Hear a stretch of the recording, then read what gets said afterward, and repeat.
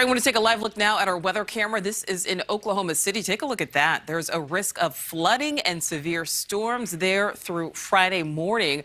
Meantime, a severe storm made its way through parts of Ohio last night. This parking garage partially collapsed. This is south of Cleveland. And a look at the hole that formed underneath a car. Take a look at that. Luckily, no one was hurt. But again, more severe weather expected to impact parts of the nation. And meteorologist Gerard Bailey is here with the very latest. Gerard. Good evening, Nicole. We're talking 2 days ago. Much of the exact same location I'm showing you was under significant threat for severe thunderstorms. We're talking Oklahoma, but now it is a lot of Texas, western Texas, from Amarillo through Lubbock down all the way to the Mexican border. Tornado watch in effect until 10 p.m. Now, this could be significant here. Storms have just begun to fire up, but we still have many more hours for them to get much, much bigger. One, still a severe thunderstorm off to the north and east of Amarillo right now, keeping eyes on that one. Another cluster near Enid, Oklahoma. These have not become tornadic yet, but the environment is only going to get more and more ripe, more and more conducive for strong tornadoes later on today. So this is a level 4 out of 5 just for the tornado outlook today. And this means strong,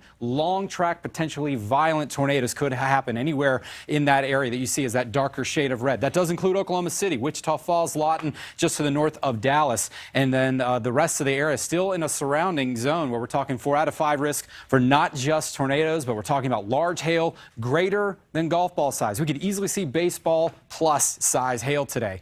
Several thunderstorms will move across, especially the southern half of Oklahoma through around 10 o'clock tonight. That threat shifts off to the east tomorrow. We're talking about the Arklatex region, Little Rock, Shreveport, just off to the south and east of Dallas. This is going to be a level 3 as we're seeing it for tomorrow, with tornadoes, damaging hail, and damaging winds, all a threat for tomorrow. And still another day of it as we head into Friday. Lower on the risk, but that's going to be for parts of the deep south. We're not even close to being done with it. We have another 3 days coming as we move to the weekend, Saturday through Monday, 12 million at risk. Unbelievable, but very busy time of year. Nicole? Absolutely, yeah, lots to keep an eye on there. Thank you, Gerard. Well, let's give you a live look now at Las Vegas, New Mexico, where it appears normal, but about 10 miles away, a wildfire is moving closer. It's already burned hundreds of square miles, destroyed about 170 homes, and that's a number that could increase. And right now, many evacuees are grappling with the possibility that, sadly, they could lose everything. Natalie Wattis with our Albuquerque station spoke with crews on the front lines who say they are fighting fire with fire.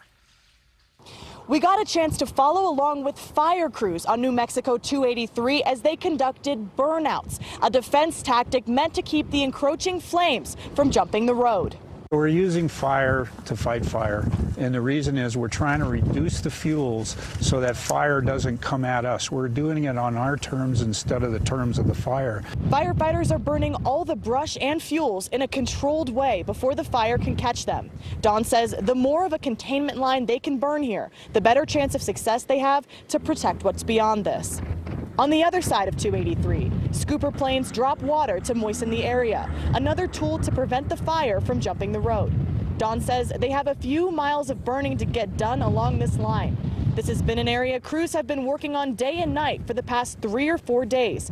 He says there are 1,200 people assigned to these fires. On the fire line itself, I would estimate that at least 50%, so 600 people are on the fire line, recognizing also that we do have day and night crews. So there's probably 200 people at night, probably 400 to 500 to 600 people during the day. Don says the folks here are tired, often working 16-hour shifts day after day to contain the blazes. But he says they've got their mission in mind and they're getting after it.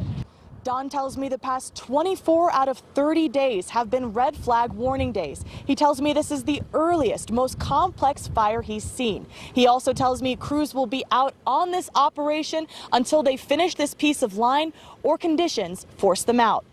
In Las Vegas, New Mexico, I'm Natalie Wattis for NewsNation. Nicole?